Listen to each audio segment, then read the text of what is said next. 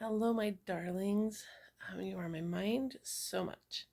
Been thinking a lot about the stress of living with companions who are hard to deal with and hard to live with. I just want to share some insights that I've been thinking and hope they can help you. Um, First of all, this is preparing you so much for marriage. Let me tell you, your spouse is imperfect. I know. I'm talking about everyone else but dad. But there will come points when they will not be filling your love cup. In fact, they will drive you crazy and they will hurt you and they will sometimes not even unintentionally. And let's talk a little bit about the background of that, why people hurt each other. So let's take a mission, for instance. You take an individual who is used to a different lifestyle. You throw them in a situation that's rife with expectations. You're on a mission, you're expected. Some parents have different expectations, and some cultures have different expectations. You came from my house, and so you know that as a missionary, you really are just there to learn um, and to serve with God and see Him do His work. It is not your responsibility, your job, your stewardship to be responsible for anyone else's soul. You are not responsible for bringing souls to Christ. You're responsible to watch and be willing as God brings souls to Christ through the Spirit. And so you are a tool, and nobody's salvation is hinged upon your success. Because God is not going to say, "Oh, I'm sorry, Nancy. The only missionary I left was, use me for instance, was Mary Biesinger, and she just wasn't up to par, and so I had to give you. So you missed your opportunity to be happy, and so you were stuck for another 20 years of misery because of this person. I just, I'm sorry. I couldn't save you. Now, God uses our perfections and our imperfections and our efforts and our lack of efforts to teach us and bless us and to teach others and bless them through pain and through success. So let's debunk that right now, the actual expectations of missionary work. But unfortunately, some people go into the mission field used to being able to succeed in school, sports, and whatnot by following certain patterns and certain patterns, for instance, is the best way to put it. So people give them a pattern of success and they can accomplish that.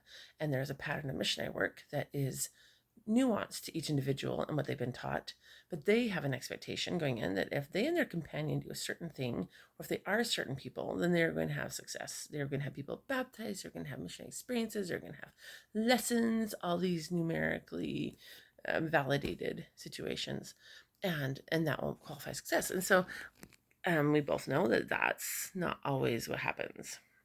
God's math is very different from ours. Pretty much, God's math is your effort plus me equals learning experiences, which sometimes involves other people and sometimes doesn't. So let's take these companions that come into your situation and they're companions with you, and they're not seeing what they think they should. So they get harder and harder on themselves.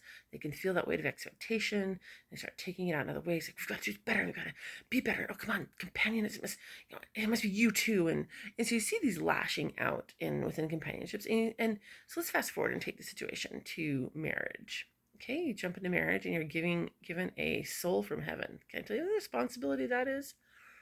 Well, that's pretty weighty. You see this soul and the spirit and their capacity. You see your own imperfections.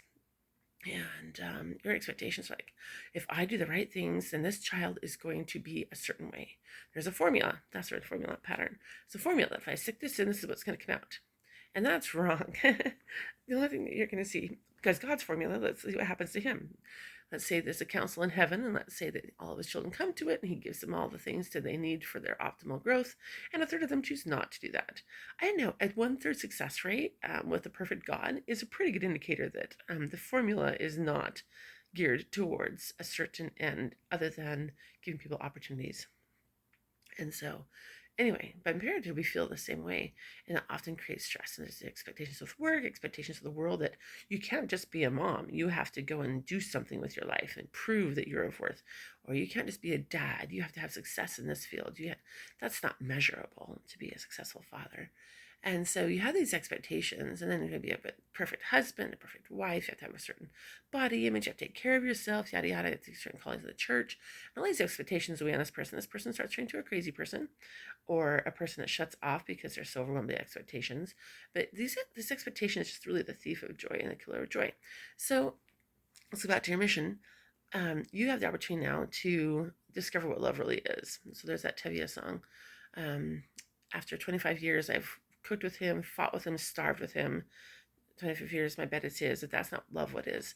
We have this expectation of what a relationship should be.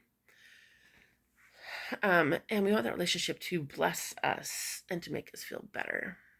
I've been having to learn how to love myself independent of anyone else's feedback. Sorry. I've had to acknowledge and choose that I am of worth, even if I'm not feeling the love.